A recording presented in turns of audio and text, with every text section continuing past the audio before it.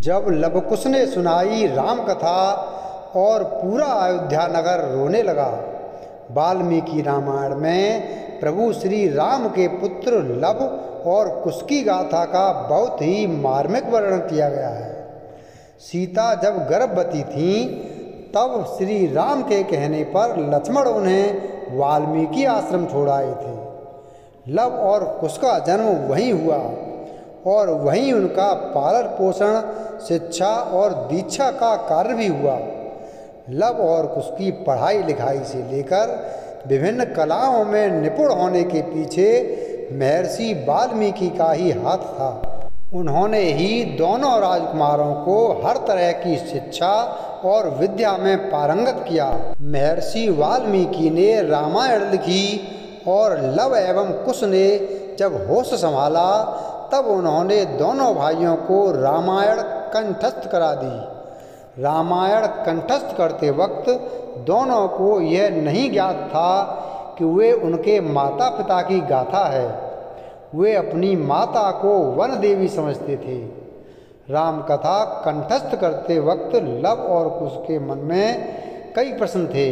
पहला यह कि श्री राम ने आखिर प्रजा के कहने पर माता सीता को क्यों छोड़ दिया। एक बार श्री राम ने अश्वमेध यज्ञ किया और यज्ञ का श्वेत अश्व घोड़ा छोड़ दिया। यह घोड़ा भटकते हुए जंगल में वाल्मीकि आश्रम के नज़दीक पहुंच गया। वहां लव और कुश ने इसे पकड़ लिया। घोड़ा पकड़ने का अर्थ है कि अयोध्या के राजा को चुनौती देना। तब दोनों ने भरत, लक्ष्मण, शत्रुघ्न, सुग्रीव आदि सभी से युद्ध किया और सभी को पराजित कर दिया। साथ ही उन्होंने हनुमान जी को बंधक बना लिया।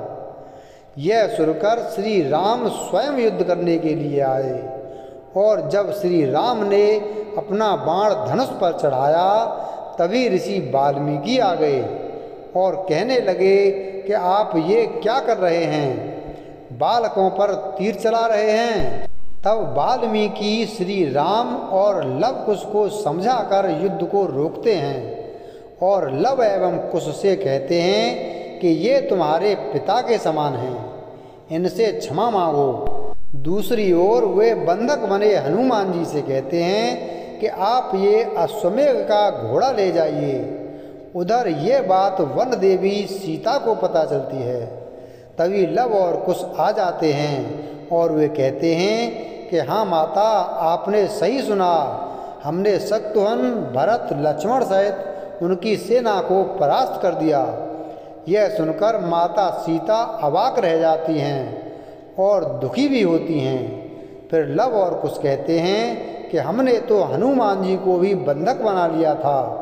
यह सुनकर माता सीता कहती हैं कि ये तुमने क्या किया, वो तो मेरे पुत्र के समान हैं, तुमसे पहले तो वह मेरे पुत्र हैं। यह कहते हुए माता सीता रोने लगती हैं।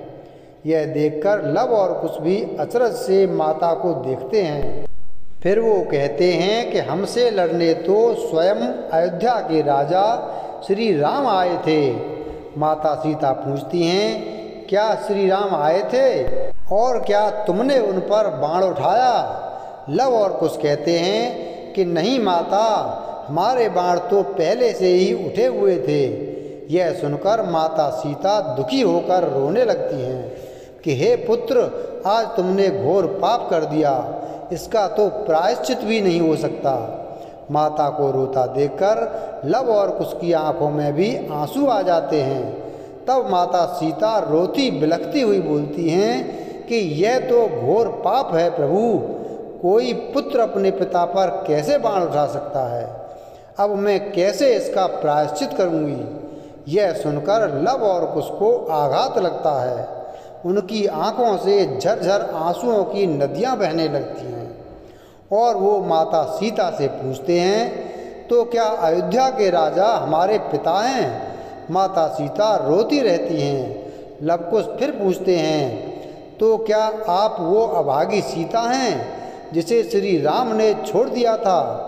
माता सीता रोते हुए कहती हैं कि जिसका पति भगवान हो वह कैसे अभागी हो सकती है। तभी वहाँ वाल्मीकि ऋषि आ पहुँचते हैं और वे रोते हुए लव और कुश को कहते हैं कि हाँ, ये तुम्हारी माँ सीता हैं और प्रभु श्री राम तुम्हारे पिता हैं।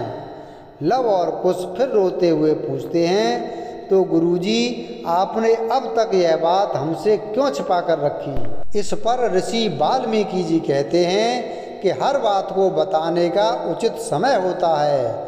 फिर वाल्मीकि समझाते हैं कि इसमें तुम्हारे पिता का कोई दोष नहीं, यह तो अयोध्या की प्रजा का ही दोष है। और अब वक्त आ गया है कि तुम श्री राम और सीता की कथा को उन्हें सुनाओ।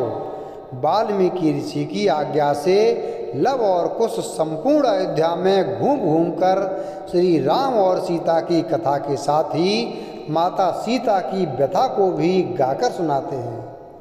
यह सुनकर अयोध्यावासियों का रो रो कर बुरा हाल हो जाता है। जब यह बात श्री राम को पता चलती है कि कोई ऋषि कुमार संपूर्ण नगर में राम कथा सुना रहे हैं, तो श्री राम उन दोनों को अपने पास बुलाते हैं और उन्हें देखकर कहते हैं कि अरे, तुम तो वही हो जिन्होंने हमारे यज्ञ का घोड़ा पकड़ लिया था। लव और कुश उनके चरणों में झुककर उनसे कहते हैं कि आप हमारे पिता समान हैं राजा, आप हमें आज्ञा दीजिए कि क्या करना है।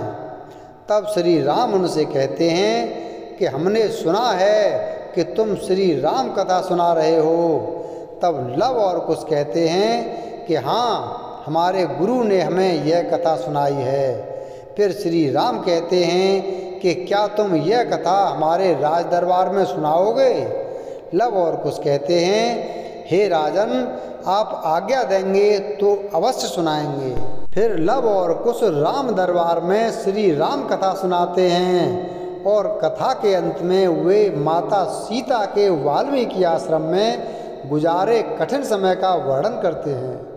सीता माता की कथा सुनकर सभा में उपस्थित लक्ष्मण, शत्रुघ्न, भरत, जनक, कौशल्या, सुमित्रा, केकई, ऋषि वशिष्ठ और प्रजाजनों की आंखों से आंसुओं की नदियां बहने लगती हैं।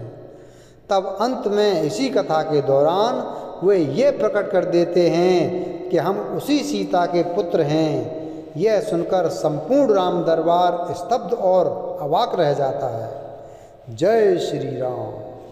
वीडियो अगर पसंद आया हो तो वीडियो को लाइक करें, चैनल को सब्सक्राइब करें और बेल आइकन प्रेस करें। धन्यवाद।